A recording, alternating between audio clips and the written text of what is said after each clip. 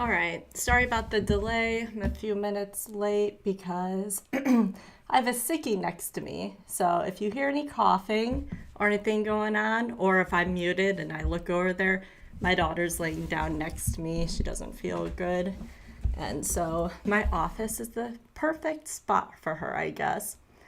If you were on today watching all the many trials, welcome back. If you weren't, Law and Crime had so many issues and errors. All the live video in a courtroom was turned off, and then once they got it working again, they ended up starting the entire day over, and then they had to fix that error, and it was just so drawn out. It was a lot of different things. So if you were there and you were able to get through it all, thank you. It was definitely an interesting day. We are going to be watching a trial that started today, and we'll be probably watching it for me, evening. Right now it's evening for me, because during the day we're watching the Monica Santinelli trial, and that one it's going to be really good. It's only on day 2, but there's a lot of information. It's going to be a fun one to watch in the sense that there's so many moving parts and trying to decipher what the actual truth is. Anyway, so we are watching a trial that started today, and that is the Collin Griffith trial. He is accused of killing his mom this past September, so September 2024, has not been very long. He's accused of stabbing his mom. He had told the police that they got in an argument and that she picked up a knife and she fell on it. Yeah. So the police are like, no, that's definitely not what happened, and they have all their evidence. But what makes this case unique is last year, this son went and visited his dad in Oklahoma because his parents were divorced. And while he was there, his father died. And he said that they got into a physical fight and he was trying to protect himself. And by doing so, he killed his father. But then fast forward, not even a year later, being at his mom's, and now he's accused of killing her.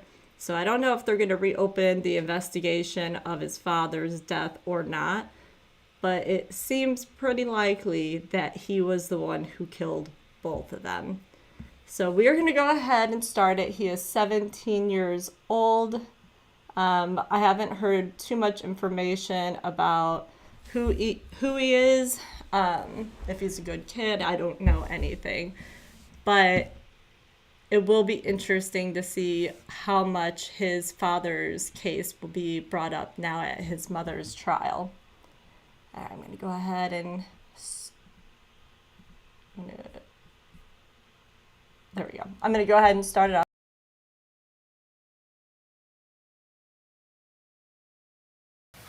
September 8th of last year in Auburndale, Florida. And it was at that time that the defendant viciously and savagely unleashed his full fury and hatred towards his mother upon her, when he stabbed her with such force that the knife went shooting through her neck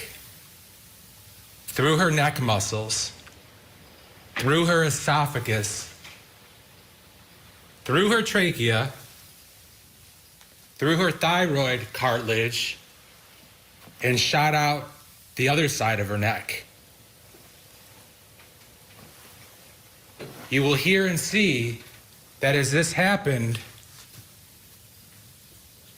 she began to bleed, and bleed profusely through the huge gash in her neck. While she bled, the defendant was there and watched as the blood came out of the huge hole in her neck. You're going to hear that he was there as he watched the blood and the life drain from her body. until she took her final breath and was officially dead. You're also going to hear that this was exactly what the defendant meant to do, and that this is exactly what the defendant had thought about doing and had wanted to do for quite some time. So much so that he told multiple people, including multiple Charlotte County Sheriff's Office deputies and his own grandfather, the father of the defendant's mother, Collin Griffith. His name's Robert Willantis. You're going to hear from him. He'll fly in from New Mexico, and he'll tell you about those haunting statements that the defendant made. And you're going to see that exactly what the defendant said he wanted to do and said that he would do, he accomplished on the night of September 8th of last year. But how did Collin Griffith get there, bleeding out on her mother's kitchen floor? In order to understand that, we're going to have to take a step back and take a walk through some time. So you're going to see, of course, not just what happened on and around September 7th and September 8th, some of the critical time leading up to the murder, but you're also going to see and hear how this all began. Now, we're going to take a trip back to February 14th of 2023, the year prior to the defendant killing his mom. At that time, the defendant lived in Oklahoma. And you're going to hear on February 14th of 2023, the defendant killed somebody else when he shot that person 2 times. He shot that person in the chest, and he shot that person in the head. You're going to hear that it was undisputed that he shot that person, that he was arrested for that killing, and that he has not been charged to this date. Now, after that killing, ladies and gentlemen, the defendant, as a little bit of time progressed, he moved back to Florida. He had been living with his dad for a number of... So just very quickly, I don't think that there's any reason why he shouldn't be saying that that victim was his dad. But he doesn't, and we're only a few minutes into the trial, and they're already bringing up his dad and the fact that Collin had killed him. So hopefully that will come out later for them, but if not, that is exactly what I was talking about. That is his dad that he killed. Years in Oklahoma, approximately 3 years or so. While he was living in Oklahoma with his dad, his mom lived in Florida in some different places, but including Port Charlotte most recently. And you're going to hear that while the defendant lived with his dad, the mom, as any mom would, greatly missed her son. And she didn't get an opportunity for different reasons, including a very controlling dad that the defendant was living with. So Collin Griffith basically didn't have much contact with her son, not because she didn't want to, but she would try to call him and talk to him, and it pained her greatly that her son was not with her. You're going to hear that there's another brother, an older brother. He really doesn't have much to do with this case, but nonetheless, there was an older brother who lived with his mom, Kathy, for a period of time before he moved out of the house when he was old enough. So, as the defendant moves to Florida, his mom wanted to make up for lost time. That was 3 years, 3 critical years of her life and his life when they didn't do mother-son things. They didn't spend time together. They didn't have all those opportunities that maybe other kids and other parents had. So he watched the blood and life drain from his mother on her kitchen floor. Some of their talking points. They took cruises. They went to Disney World. They traveled out of the country. They went to Washington, D.C. And she spent all her time and affection and money on the defendant. That was her son. And that's who she had missed for all those years. Now, was Kathy Griffith the perfect parent? No. Was she the perfect person? No. But nobody is. But you're going to hear that she gave everything that she had, including her life, to try to take care of the defendant and spend as much time as she could with him, even at the cost of her life, which ultimately is what happened. Now, as the defendant and his mom lived in Charlotte County, in Port Charlotte, they lived in a house, a well-kept house. It was the two of them. And they did plenty of things together. Like I said, they went on vacations, they went to the movies, they hung out. It was just the two of them. So they had nothing but basically one-on-one time. And you're going to hear that Kathy Griffith, like any mom, expected certain things. These weren't off-the-wall, dictator-like things. These were simple things that she thought would be appropriate to teach her son about responsibility and respect.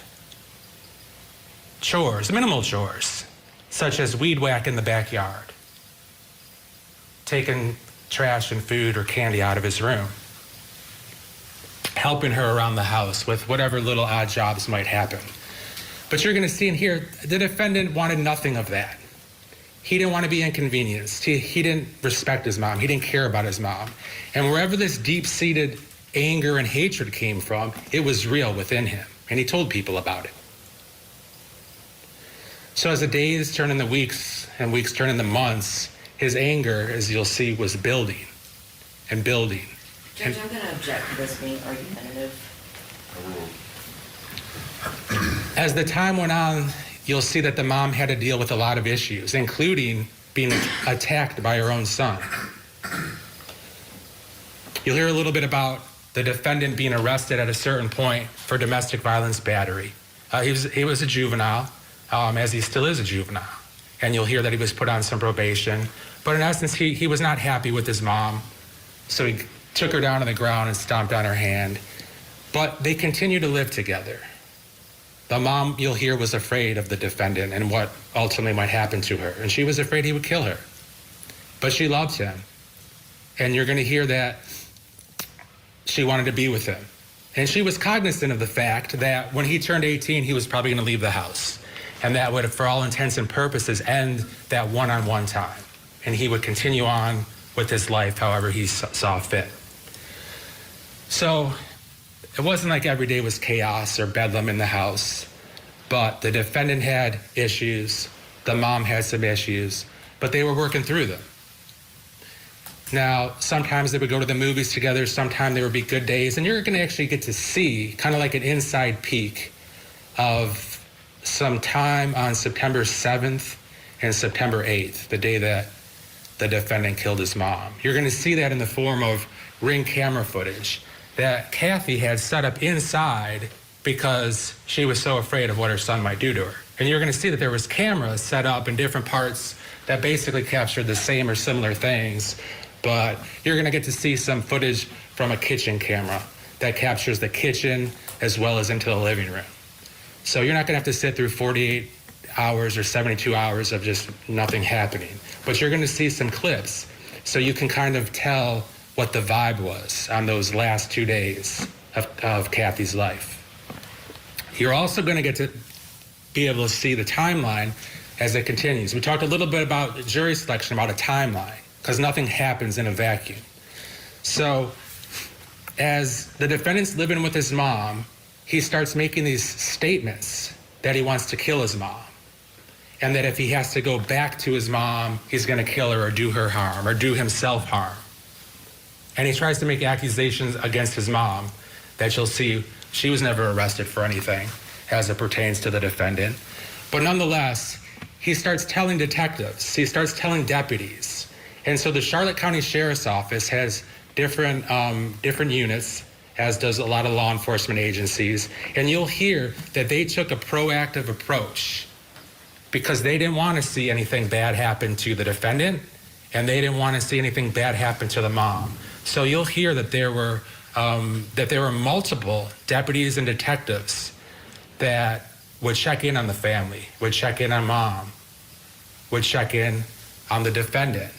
And their goal was to try to ensure that both parties got along and that, of course, they lived long, happy lives together.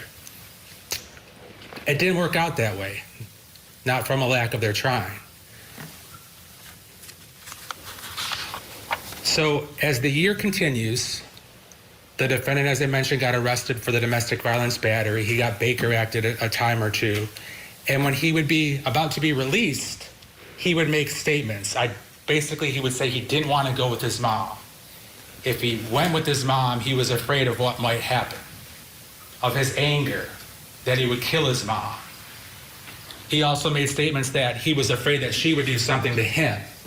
But the reoccurring theme that you will hear from the witnesses from the Charlotte County Sheriff's Office is that the defendant verbalized what he ultimately did, which is that he would kill his mom. You'll hear from one or more deputies that even asked him, well, how are you going to do that? And he specifically mentioned, sometimes he would mention different things like shoot or stab, but a reoccurring theme was he would mention that he would stab his mom. So the intervention continued with the Charlotte County Sheriff's Office. They would talk to both Kathy on the phone, the defendant on the phone. They were accessible. They would call and check in. They would stop by the house and talk. And the defendant and his mom independently, they had the ability to call the deputies and the detectives as well.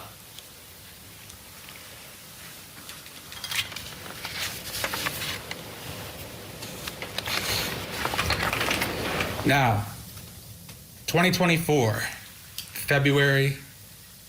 around February 19th or so, around that time, or perhaps a little bit earlier, the defendant sent a text message. He had many communications with an attorney that was I'm going to object based on we don't know if this is going to be admissible. Approach. All right, well, they approach for that bench conference. This is a good time to bring in my guest for this hour. Watching along with you at home. Right, skipping forward. Boss lady, you said you watched the openings earlier. What did you think? That's what we're doing right now.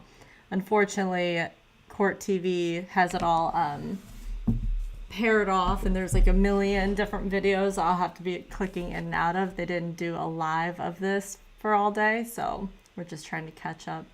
We have trial attorney and former prosecutor Randolph Rice. Randolph, nice to see you, my friend. Thanks for being with us. All right, so we're out the gate.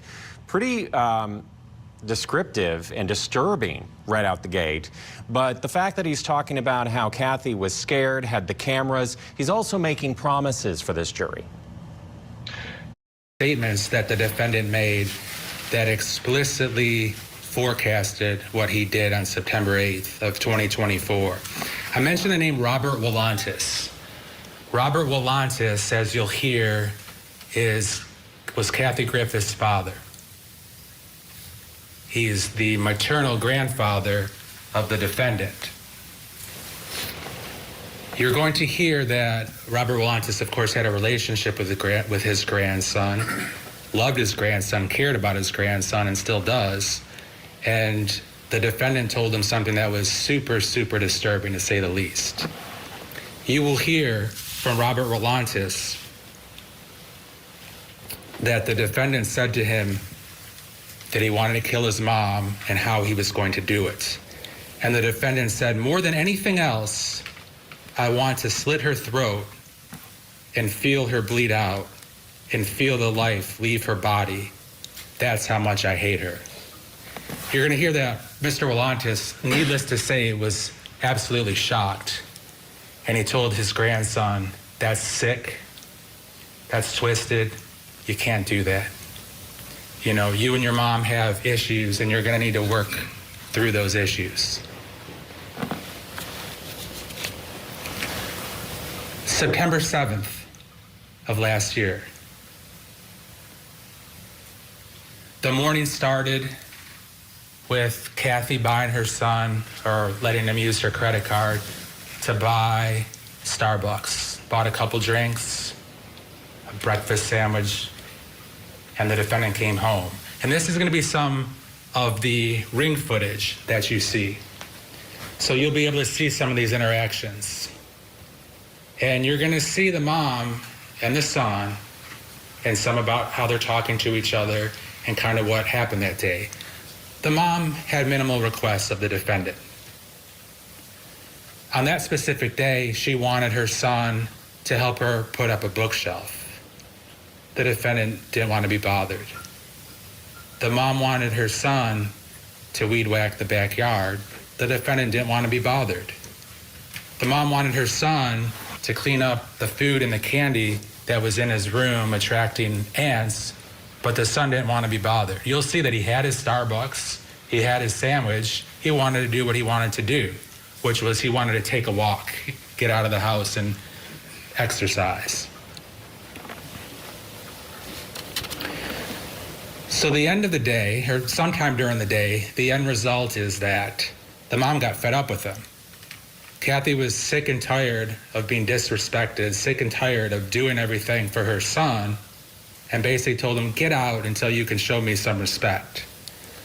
Well, the defendant had no problem with that because he just wanted to do what he wanted to do when he wanted to do it, so he went to his grandma's house. So that's how the defendant and his mom in Port Charlotte, Charlotte County, how their lives come to Polk County. Because the defendant's grandmother, who is Kathy's mom, her name is Susan Detman. Her and Robert Walantis used to be married back in the day. She had multiple houses, one in the Keys, one in Auburndale, and perhaps one somewhere else too. So the defendant got in his car. It was a nice Volkswagen, black four-door. You'll hear and see that the mom had a white four-door Volkswagen. And the defendant drove to his grandma's house in Auburndale. And you'll see and hear at his grandma's house, he didn't have to put up with his mom asking him to do things, or to be respectful, or to do chores. You'll also hear that during the relationship between Kathy and her son, she got him video games. She got him a phone. She let him use her credit card to fill up, and use his bank card to fill up gas. She provided food. Of course, she provided shelter, clothes. I mean, the basic necessities, but she did more than that. The defendant you're going to hear and see is a very smart individual. He was in high school and was, I believe, taking college courses and had an interest in the law. And you're going to see that he was a fairly smart individual, and he would use that knowledge to try to do certain things. So on September 7th, the defendant leaves. The mom is at home, and the mom's angry. She's not happy. Does she want to hurt Collin or kill him or do anything to him? No. She's mad because she knows that her time with her son is slipping away. He's 17 years old by now. Incidentally, he was almost 16 when he killed the individual in Oklahoma. Now he's 17 years old on September 7th and September 8th. So mom is not happy because he's disrespecting her.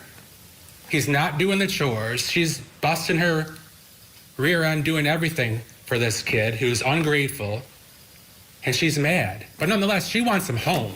She doesn't want him with her mom. She doesn't want him out running the streets or not knowing where he is. So she continually texts him and calls him. Her only desire is to get him home, not to be mad at him or hurt him or ground him. She's willing basically to bend over backwards, as you'll see from the evidence, to just be with him. That's what she wants, is just time with him. You're gonna get to see through text messages between her and him, her state of mind and what was going on. And the defendant was basically just blowing her off. He didn't want to be aggravated.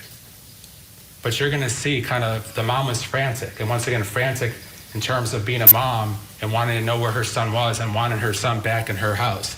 So she started to give him ultimatums, things that she wasn't going to follow through on. Some of the things.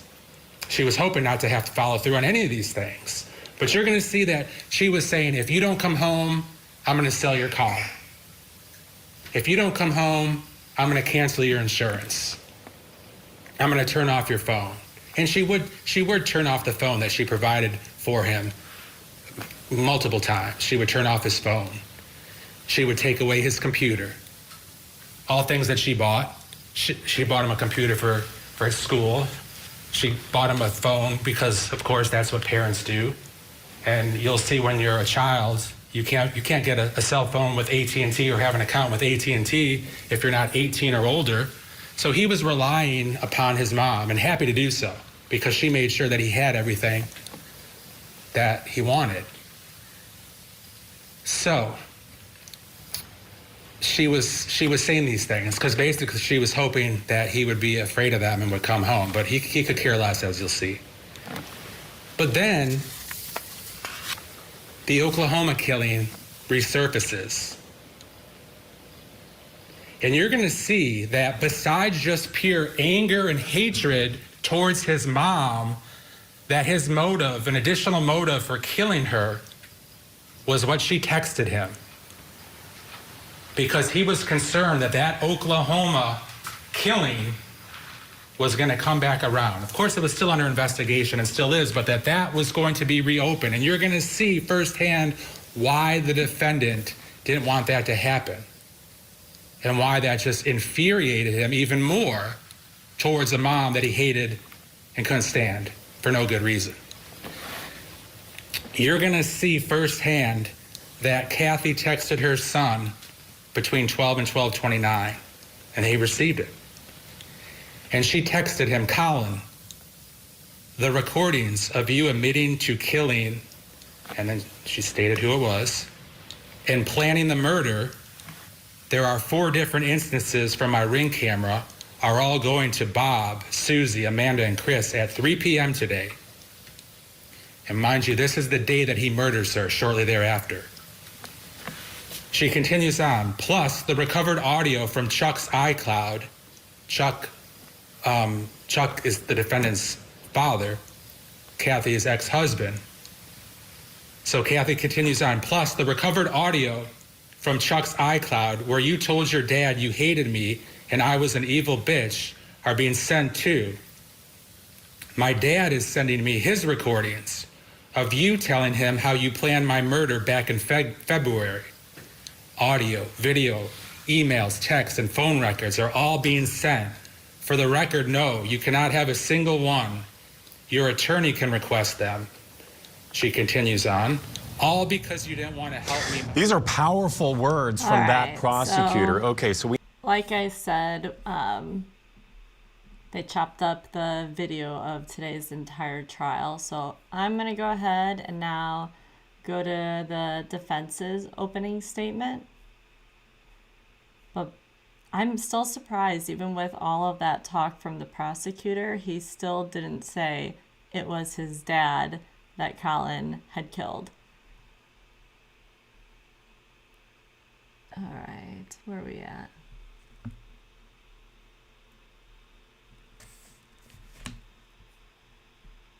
This is hopefully it. This is the only other one that they have.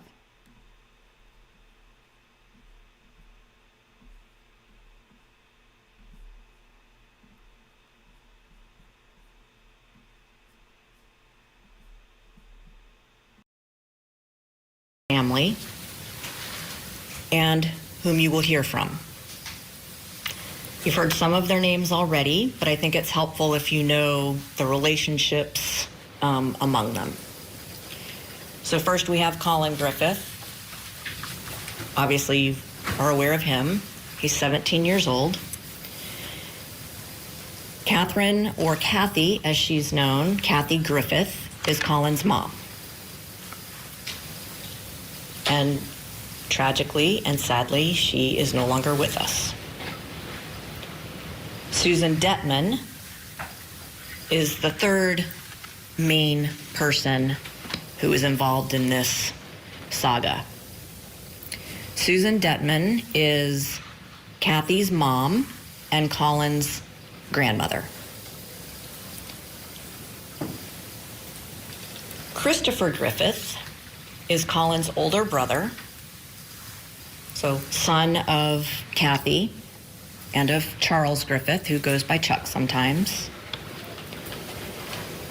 He was born when Kathy was very, very young. She got pregnant when she was 13. She gave birth at 14. Collin came along a few years later.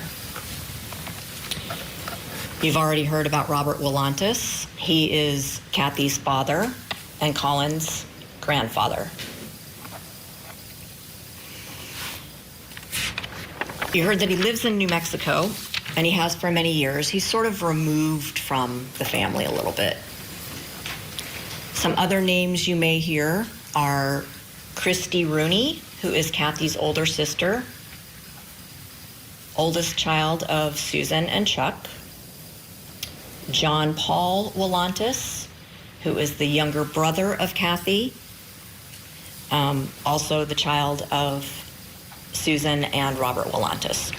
Susan is now Detman.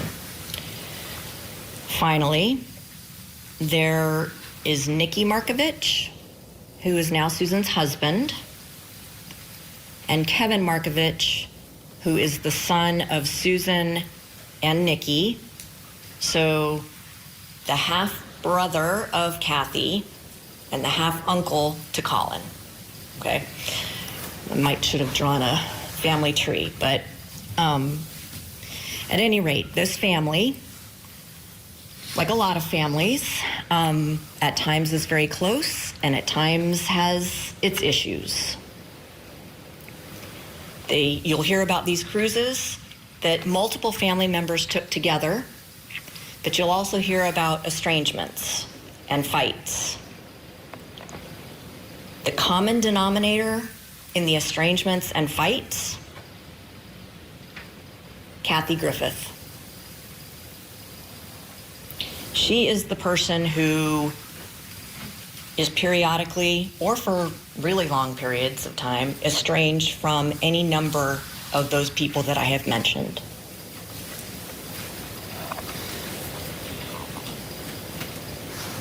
You heard that she lived separate from Collin for many years. That was after her divorce from Charles Griffith. With Susan, the other main player who you'll hear from, it depended not on the year or the month, depended on the day and sometimes even the minute, whether Kathy was communicating with Susan or whether she was telling Susan she never wanted to hear from her again and that she was dead to Susan, or that Susan was dead to her.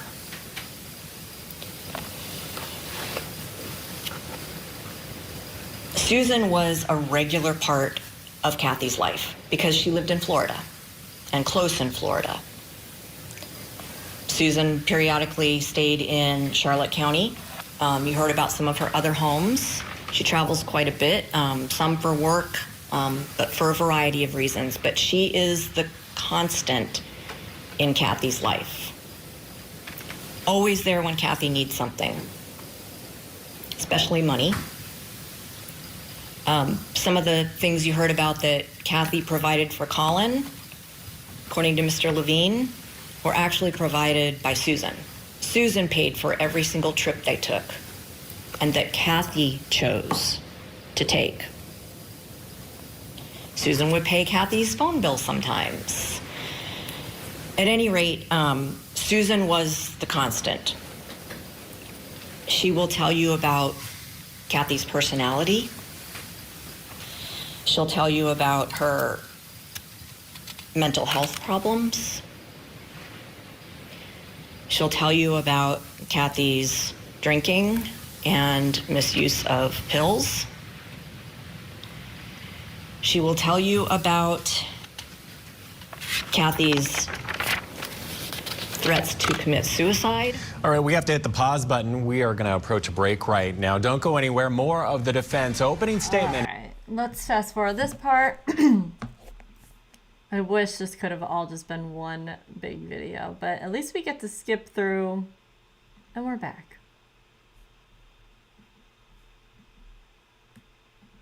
This Florida jury must decide if this case is murder. Let's get you back to court now, where the defense is delivering opening statements. Over the years, but not just threats. She will also tell you about the several attempts Kathy made on her own life.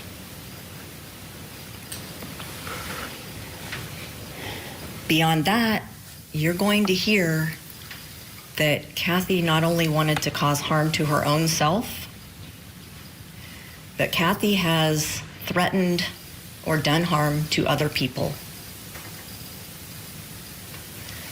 You'll hear some of those details about some of the things that she actually did to another person in front of Collin, involving weapons.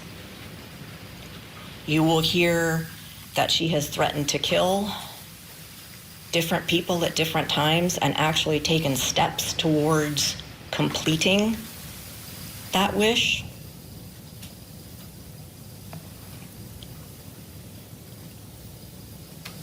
You also hear that Kathy is not exactly reliable in what she says. You'll hear this from her own mother, that she makes things up, that she is unpredictable, she is erratic and goes into rages.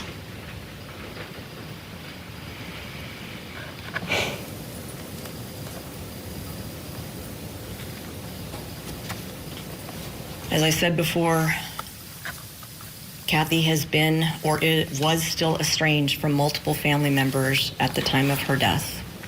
I won't go into the details now, but you will hear about some of those details as well. So let's go back to September of 2023, now that I've sort of laid the scene. The family went on a cruise in September of 2023. Susan paid for it. It was Susan and Kathy and Collin and Kevin, and I'm not sure if anybody else went or not. Kathy got upset on that cruise. You'll hear that Kathy, according to her own mother, if somebody doesn't do something that she expects them to do, she gets very angry.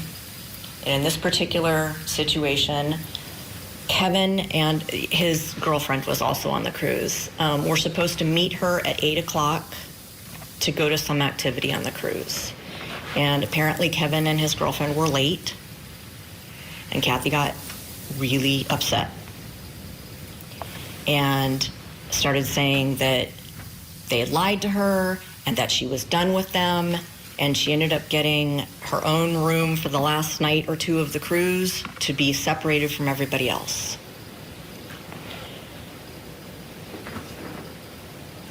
You'll hear that as Kathy and Collin were driving home from the cruise, and Kathy's already mad, at least according to Susan, that Kathy was also upset with Collin. You'll hear a variety of things about why she was upset with Collin. You'll hear that she claimed that he was failing a class, and that's why she was mad at him. He wasn't ever failing a class. Every single screenshot on the phone records that show his grades show A's and a B or two. Collin graduated early from high school with college credit. He was not failing. You may hear that Kathy was upset with Collin because he had an appointment set up with, he was dual enrolled too. So he had, high school teachers, but also college professors. She got upset that he said, "Oh, I have an appointment with one of my teachers or professors," and she was mad that she hadn't been told that in advance. There was a disagreement. So either on the way home or when they get home, you'll hear that Collin told this to police later, by the way, that my mom handed me an envelope and said, here are all the important papers you'll need if I'm gone. Then they are inside the house, and Kathy got her gun. The gun that she has owned, and lied about whether she had it in her house or not at a variety of times, and pointed it at her son and said that she was going to either shoot him or herself or both. And then she handed the gun to Collin and said, just shoot me. She's ordering him around the house. At one point sends him outside and says, when you hear the pop, you can come back in. Makes him sit down outside her bedroom, cross-legged. When he didn't want to sit cross-legged, she said, you're gonna sit cross-legged, with the gun pointed at him, while she sits on the bed. At some point, Kathy, I guess, decided not to go through with whatever her plan was. And in her erratic and unpredictable way, she put the gun away and drove Collin to school. So Collin goes straight to his teacher and says, my mom just pulled a gun on me. She threatened to kill me. She threatened to kill herself. I'm scared. So the teacher immediately goes to the school resource officer, and they get the Charlotte County Sheriff's Office involved. Collin repeats to multiple people, his teacher, the SRO, the sheriff's officer, deputy that comes. And they did send someone to Kathy's house because they were doing this investigation, and Kathy won't open the door. She didn't want to speak to the officers. Eventually, they convince her to speak with them. She said she'd had bad experiences with law enforcement in the past. She finally says, that never happened. Collin's just making it up because he's upset that he was failing a class, and I took away his phone and his AirPods because he's failing a class. Okay, so divergent stories, right? Sheriff's deputies go back to Collin at the school and say, your mom says this never happened. She says you're just mad at her and made the whole thing up. And Collin is like, no, it happened. This is what she did to me. She has a gun in the house. They didn't believe him.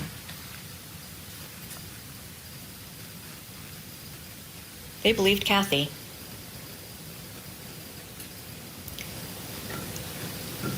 So, when he repeats, now to DCF staff members who are investigating, and he tells all of these details too, and the DCF... The only other person that was there, according to the defense with this story that she's telling the jury, is no longer alive.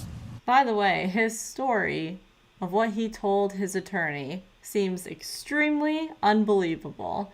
I have a hard time thinking that those are all facts. And if I was the school, I'd be willing to trust the mom way more than I would Collin, a young man. But that being said, there's also tons of red flags because he almost got in trouble for murdering his dad. So just absolute madness right now. DCF reports that exist from Florida that uniformly talk about Kathy being violent with others, Kathy not being protective of her children, Kathy threatening to or committing violence on other people. Despite all that, they believed Kathy. Collin repeated again and again, I am scared to be with my mom. If she does something to me again, like pull a gun on me, if she attacks me, I will defend myself and I may hurt her. So they put Collin in a Baker Act facility for those statements.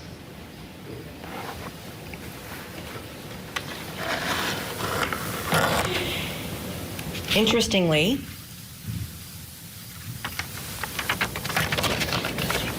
Kathy, rather than being relieved that her son, who allegedly threatened to kill her, is in a safe place, does everything she can to not cooperate with the people in the Baker Act facility, the sheriff's deputies, DCF. They insist, because of what happened in Oklahoma and because of what he said his mom had done to him, and because he said, I don't feel safe going home because I'm afraid of what she might do to me again and what I will do in response, that he was safest in this facility. Kathy won't sign medical release forms so they can get more information about the family. She won't approve any medication for Collin. And then she hires a lawyer to get him released from the facility against all advice.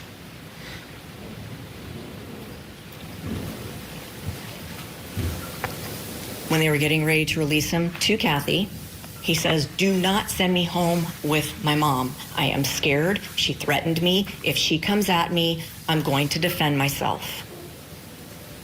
So they put him back in the Baker Act facility. By the way, they find out she does have a gun. Like, she owns the gun. Collin tells DCF, I would rather go into foster care than go back with my mom.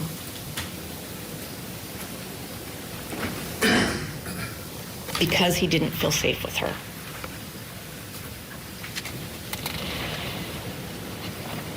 Eventually,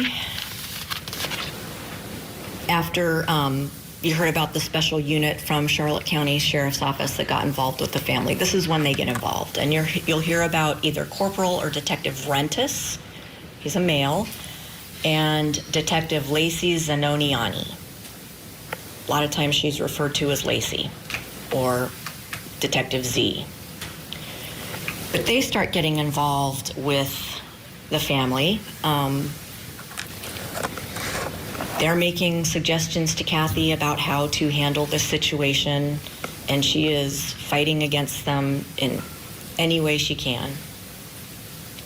She eventually Kathy tells Detective Zanoniani that Collin is going to this place called Sandy Pines, and he's going to be there from between 60 and 90 days. They're going to work on a treatment plan for the trauma he has suffered, for these statements he's made. But after 3 days, Kathy checks him out of Sandy Pines against medical advice. There's a family meeting where Kathy admits to pulling a gun on Collin.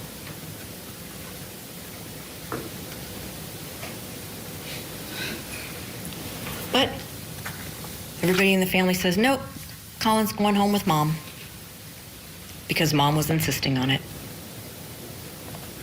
It's her way or the highway.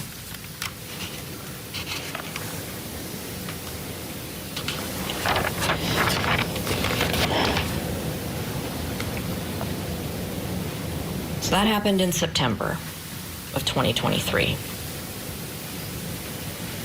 Next you'll hear is about the November 2023 incident where Collin ended up getting arrested. What you'll hear is, once again, diverging stories about what happened. On November 12th of 2023, Collin called the sheriff's office. He may have even called Corporal Rentis. Okay, so he is reaching out. He is being forthcoming. He says, my mom and I had a verbal argument. I left the house because I'm scared. She told me that I should just pack my bags and go. But then you'll hear this happens over and over. It's a theme. She will kick him out, but then she'll claim he's a runaway and he must come back. Inconsistent. So he called Rentis and says, I don't feel safe at home because my mom still has her gun and because she's threatened me before, and now we're fighting or arguing. That night, on November 12th, the deputies decide that it's best if Collin go with Susan, his grandmother, be separate from his mom, which I think you'll hear from the sheriff's deputies is kind of what they think would be best for everyone, is to just not have Collin and his mom living together. But Kathy is insistent that he continue to live with her, despite her knowing what he has said. And remember, he has said, if she attacks me, I will defend myself. If she threatens me, I'm afraid of what might happen. So, Susan picks Collin up on November 12th. She brings him to Auburndale, which is she teaches, and her in-person teaching job is here in Polk County. So that is her main residence, is Polk County. But that's a 55 and older community. You're not supposed to have kids there for very long. You've got Kathy yelling, demanding that Susan bring her son back. You can't steal him from me, even though this is a resolution to the argument that Collin and Kathy had, and that Collin is saying he doesn't feel safe with his mom. At any rate, next day, Susan, who is a trooper, brings Collin back to his mom. Best decision? Probably not, but I don't think you can ever know what other people are going through when you're not going through it yourself. So she brings him back to Kathy, and they're all together in the home. And Susan will tell you quite honestly that she doesn't remember if it was this day or another day, because there were many days like this where she took Collin and then Kathy insisted she bring him back, and then Kathy would go on a tirade against Collin when he came back. It may have happened this day, it may have happened another day, but Susan will tell you that Kathy punished Collin, because even though sheriff's deputies had mediated this, Susan's going to take him for the night, let everybody cool down, that when Kathy started insisting that Collin come back to her, and he's 16, doesn't have a driver's license, doesn't have a car at this point, and he's with his grandmother. And apparently grandmother, Susan, didn't bring him back quickly enough to Kathy's liking. But Kathy punished Still him. watching along with you at home is civil rights and family law attorney Forward again. Yeah, I have such a hard time believing this, and all these allegations of like him having to sit in the hallway and her pointing a gun at him and just all the comments about a gun, I find that really hard to believe. So it's going to be interesting to see if they end up with any evidence on that, but it just doesn't seem likely. It doesn't sound like something a mom would do, and obviously there are moms out there that go a little haywire and they're locked up in prison. But I don't know, maybe it's just also because I know he killed his dad and that whole scenario happened, but it's just, he looks very guilty to me in all of this. And so it sounds like they are just trying to make the playing field more even and say. Susan will tell you she saw Kathy make him do a whole bunch of push-ups and holding weights above his head. And then she whipped him with a belt in front of Susan. And Susan said, whoa, whoa, whoa. That's going too far. And Kathy says, no, it's not, because Corporal Rentis said I can discipline him any way I want. which isn't true, by the way, but. So Susan, the walking on eggshells that she has done for years with Kathy, can't do much about it, she feels. Later that same day as they're eating, Kathy is, these are Susan's word, reading Collin the Riot Act about this is how it's going to be. This is what you're going to do. You have to listen to everything I say because Corporal Rentis says it's okay. Susan thought she was being way too harsh. And I realize parents differ in how they treat kids. That's fine. And Collin did stand up and say, let's just do this.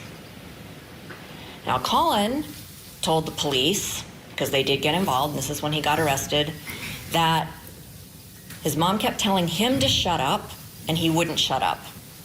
And you'll see some examples of that on the Ring video. Collin would talk back. Best decision? Obviously not. But he says that when he wouldn't shut up, his mom hit him in the face, punched him in the face. So he grabbed her and did a wrestling move where he basically flung her to the ground. He fully admits that. He says that while he was doing that, he kneed her in the stomach. Okay? He never denied doing that. At any rate, Susan says when he stood up and said, let's do this, she went to get her phone to call Rentis to try and mediate. And next thing she knew, they were both on the ground. She didn't see Kathy punch him, but she also said it's entirely possible it happened based on her knowledge of her daughter. So I just want to point out that literally the only thing that this attorney said that Collin did wrong is the fact that he talked back to his mom. She gives no other blame in any of these cases about him being at fault at all. That was the only thing he talks back. I have a hard time believing that things escalated to a point many times and that he had done nothing. I mean, it seems like he's the one who probably instigated it all. But so far this is unbelievable. And how she behaves.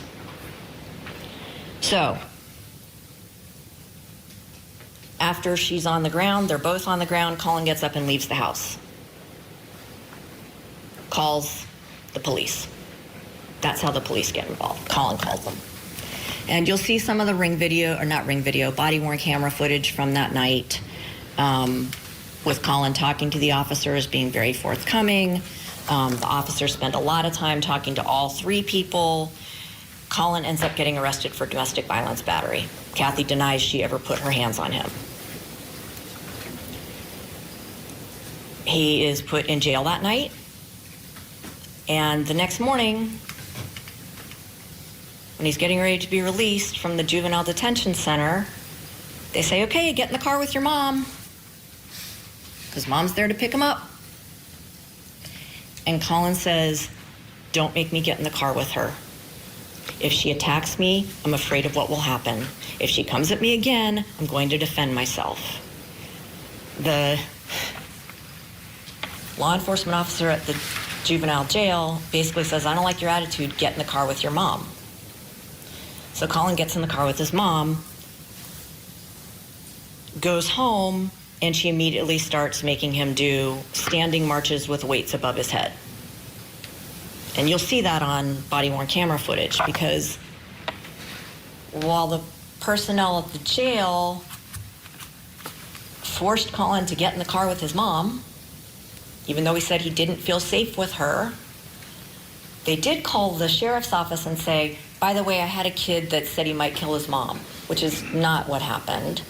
Well, I wasn't concerned enough about it to not let him get in the car with his mom, but I'm calling you. Can you guys go check? So all these sheriff's deputies troop up to the house. So Kathy, just a random worker called and had the police go over there, and she's saying that he never said he wanted to kill or was going to kill his mom. You're really going to take his word and say no to all the other adults that were in this. I hope they take the stand. That will be interesting. Opens the door, come in, and you see Collin doing this with weights above his head, and the officers separate them and speak with each one.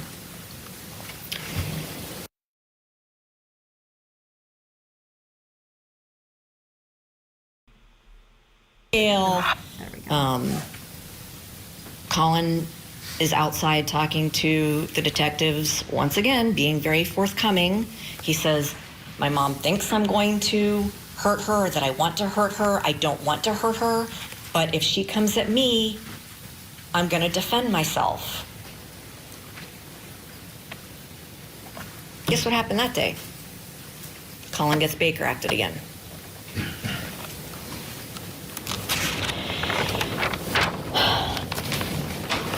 So, Collin's back in a psychiatric facility for the statements that he made about, I don't feel safe with my mom. If she comes at me, I'm afraid I'll do her harm. Meanwhile, Kathy is calling Corporal Rentis and Detective Zanoniani, all upset that Collin got taken away from her.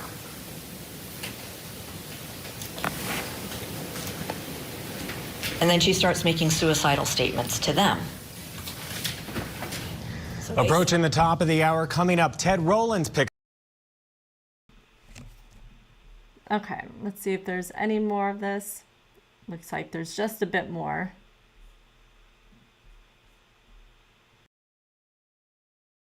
Thrown at him. Jeff Rapkin realizes that this is not a good situation. So he crafted what's called a 751 agreement. And this is an agreement between Kathy and Susan that allows for concurrent custody of Collin. And you'll see the legal paperwork. It was signed and notarized by Kathy and Susan and Mr. Rapkin. It was filed with the courts. The court ordered this concurrent custody agreement, meaning that Collin could be with either Susan or Kathy. Each one of them could make medical decisions for him. Each one of them could enroll him in school, that they had equal authority over Collin. And the idea was to kind of give everybody a break and respite.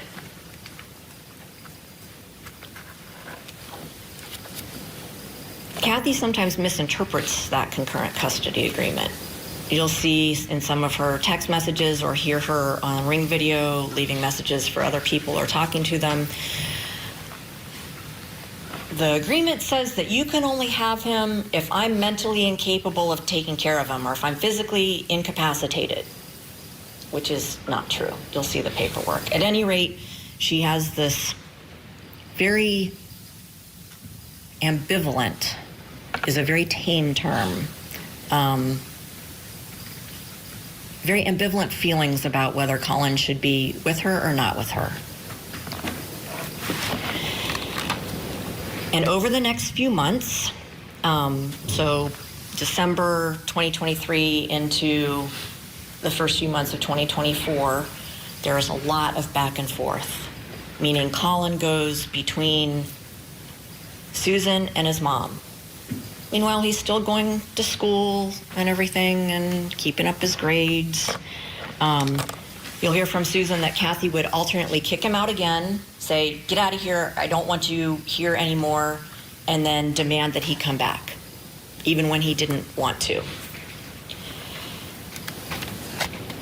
Several calls over the months from a variety of people, from Susan, from other family members, from Jeff Rapkin, saying that Kathy is suicidal. She has a gun in the house. She's threatened to kill herself. She actually does overdose a time or two. So that's what's going on in those months.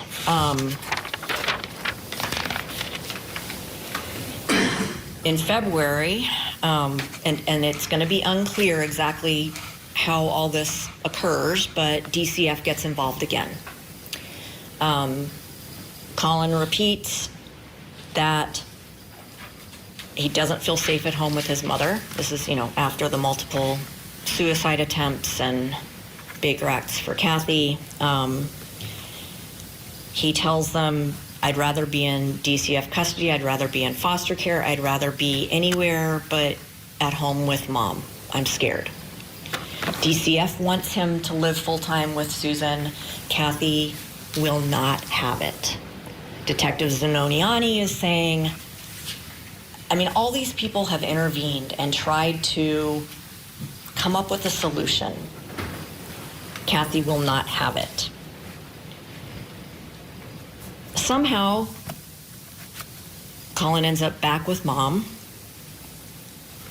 but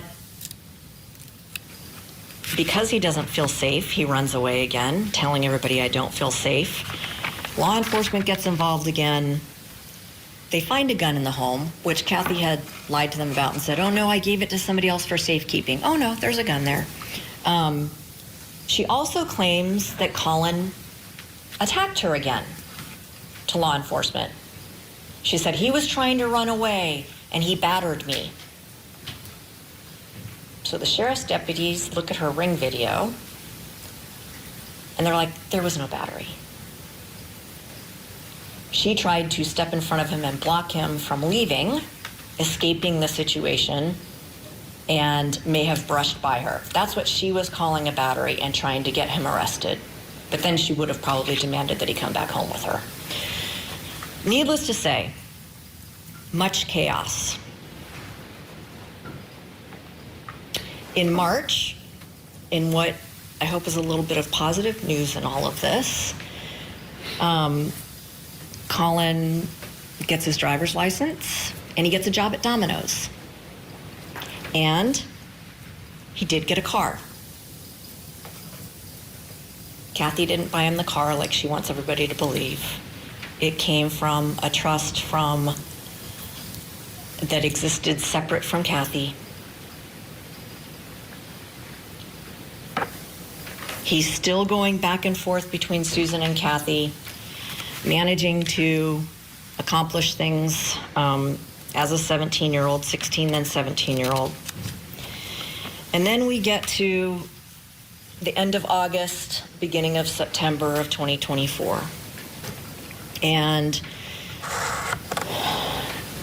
you'll see a text from Kathy in the end of August saying to her mom and to other people, I'm going into that dark place again.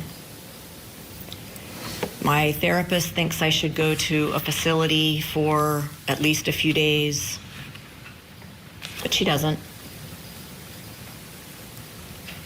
September 7th, you heard about the whole bookshelf thing. There was, in fact, an argument over whether Collin would help her put up a bookshelf. And he is not being entirely respectful to her when he says, it'll take too long, I have to go to work. Also, there aren't studs on that wall. If we put it up there, it's gonna fall and it's probably gonna hurt someone. So did he help her put up the bookshelf? Absolutely not. Should he have? Maybe, but he didn't. And this is Kathy's reaction, and you will hear her words and see her. Get out and don't come back. Even if you're bawling your eyes out.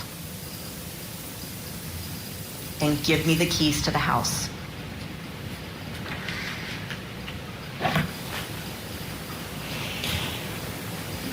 So Collin's gathering things. He goes out the door. You may or may not see her opening the door, and then closing it and locking it with his keys to the locked house inside. So Collin, being kicked out again, calls Susan, who is a concurrent guardian. By the way, Collin had been put on probation for the domestic violence battery, and his probation officer's name is Monique. You'll hear about her. And the court had said that even though most of the time you're not allowed to go out of the county when you're on probation unless you're with a parent, it's okay for Collin to go visit his grandmother in another county. Just got to let Monique know. Okay? So Collin emails Monique, says, I'm going to my grandmother's. Called his grandmother, said, Mom kicked me out. Can I go to your house? She said, sure. She says, I'm in the Keys right now, but I'll be there tomorrow. Okay, so it wasn't like he was secretly going to this place where he can have a rager. This is something that has happened multiple times. So he drives to Polk County, and you'll hear from the neighbors that his car got there on Saturday and did not move. So, meanwhile, Kathy is getting worked up, to say the least, angry.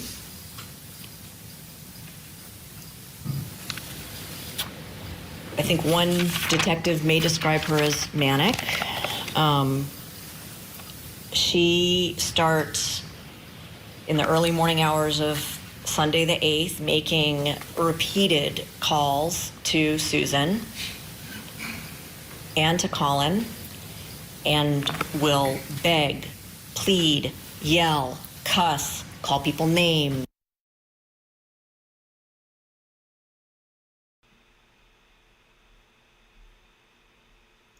It's their audio. There we go. But at the same time, she'd say, I reported the car stolen because the car is not in your name, it's in both our names, and you're not allowed to drive that car. But you better get in that car and come right back home.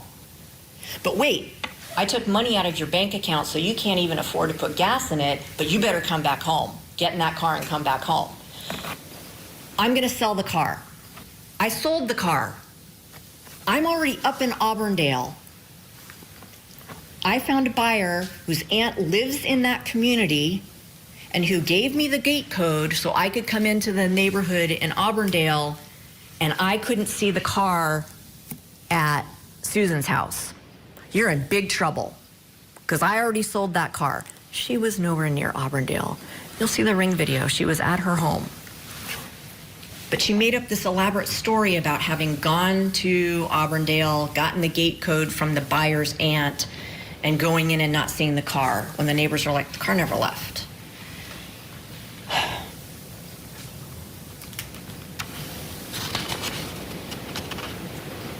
She is doing everything she can to get Collin to come home. She calls law enforcement, Detective Zanoniani and Corporal Rentis. There's no secret that Collin is in Auburndale and that his grandmother has okayed it. It's okay with his probation officer. Everybody tells Kathy, let him stay in Auburndale. Let him stay in Auburndale.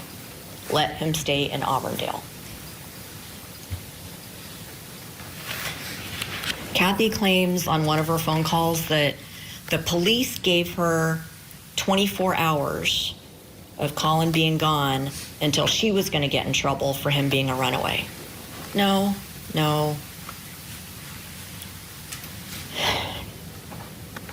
You'll read her texts, you'll listen to her messages.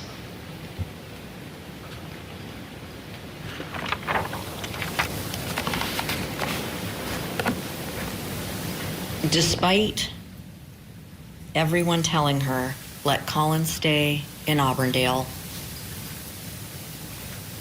she wasn't having it. She was the one who was angry. You'll hear Collin's voice when she says, are you coming home or not? No. Which is what law enforcement, Susan, everybody recommended, is that he don't go home. She went to him. She went to where he was safe.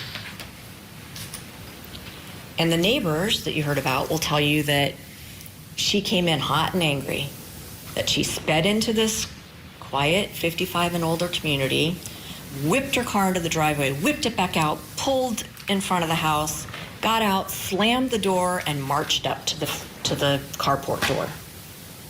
Collin was never in the yard where her earbud was.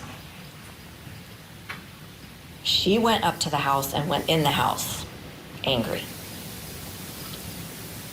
Within a few minutes, Kathy comes back out of the house, unlocks Collin's car, and starts throwing all of his stuff into it.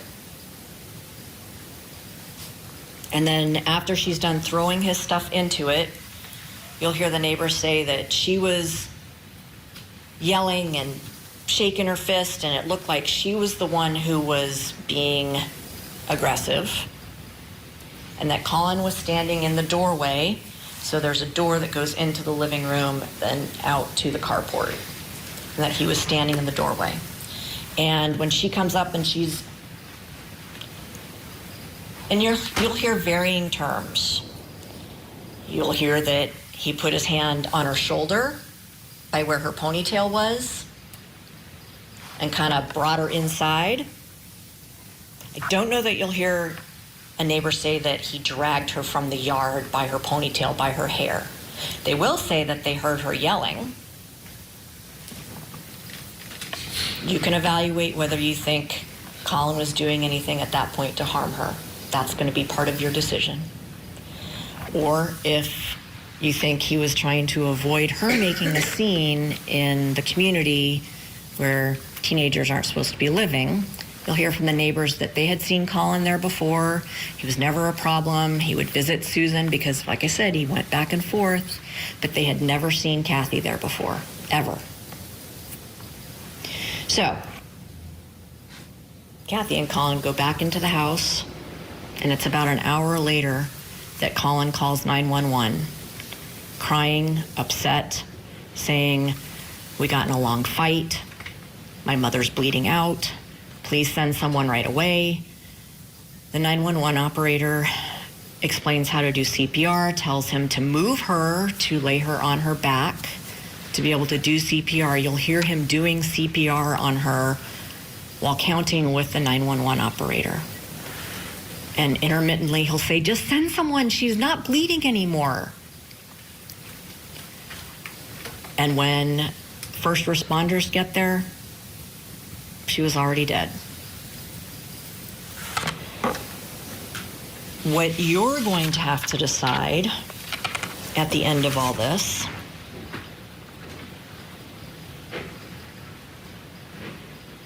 and by the way, Collin has wounds too, is whether the state has proved to you beyond a reasonable doubt that what they claim happened, that Collin somehow planned this, he's been plotting it for months, that he murdered and dragged his mom into the house that she went to where he was safe to kill her, or whether what Collin had been saying he was afraid would happen and that had happened in the past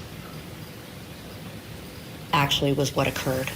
That his mom came to him, went into the house where he was safe, and attacked him, and he had to defend himself. And that he is not guilty of the murder or the kidnapping of his mother. Thank you, Ms. Thornton.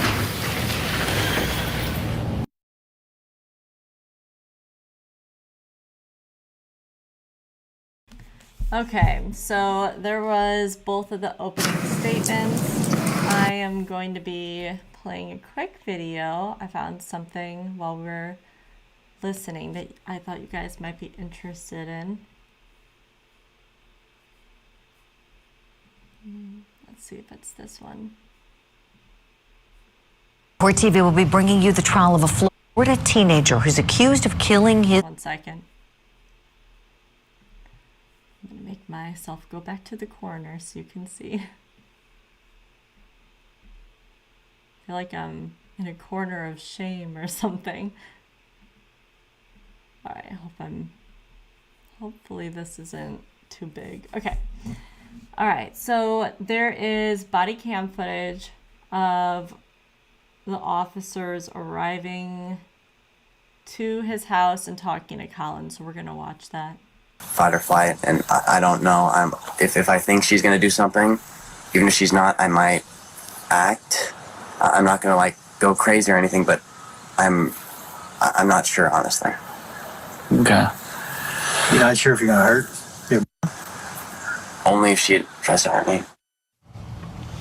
A year later, Collin allegedly stabbed his mother, Catherine, to death.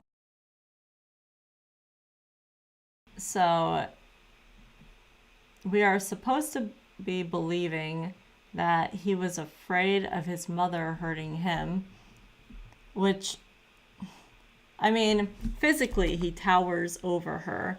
But once again, we also knew that he got into physical confrontations with people, one of them being his dad, who he killed. So I find that hard to believe that he was actually scared that his mother will physically hurt him. I think there's one more little clip that we'll listen to.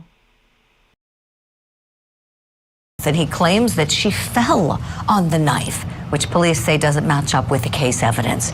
So were there any missed red flags? Could anything else have been done to protect this mother?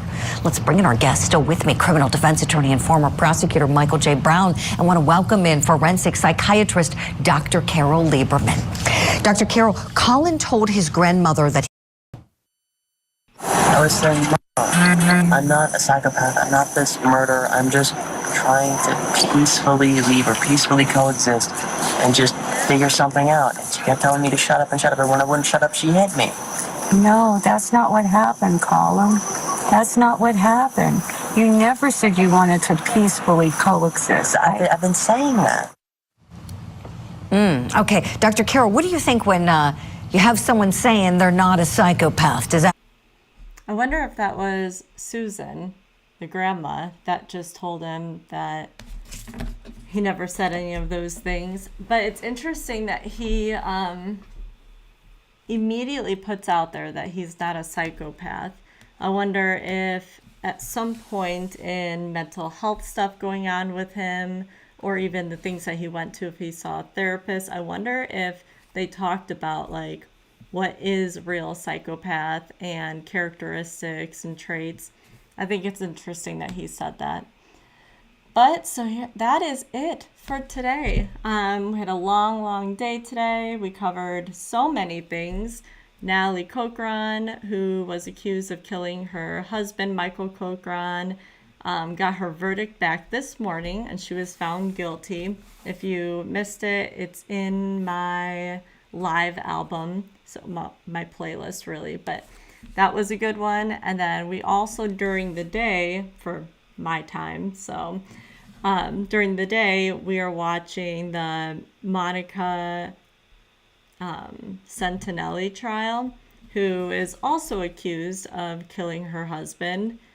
And it's been wild. The whole thing's been wild. And we found out her ex-lover is going to be taking the stand. And also a friend of the lover, his name is Chris, he will be taking the stand.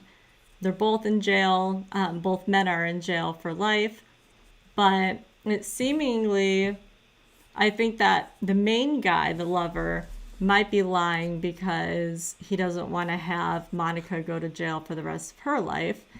But Chris supposedly is going to come in for the state and he's going to testify that the entire murder was all orchestrated by Monica. So wild day today.